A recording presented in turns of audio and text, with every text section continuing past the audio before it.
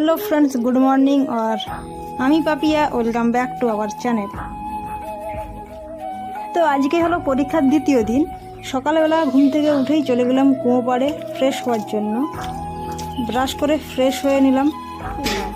এরপর রান্নার জন্য কুয়ো থেকে জল তুলে চলে এলাম কিচেনে।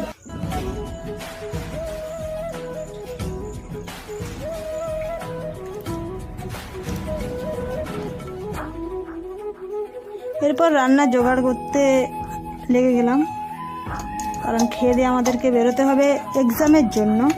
আর সেই জোগাড় পদ্ধতিতে আমরা আদা রসুনটা বেটে নিচ্ছি। আর এদিকে ভাত রান্না কমপ্লিট। এরপর খেয়ে দিয়ে বেরিয়ে পড়লাম সেন্টারের উদ্দেশ্যে।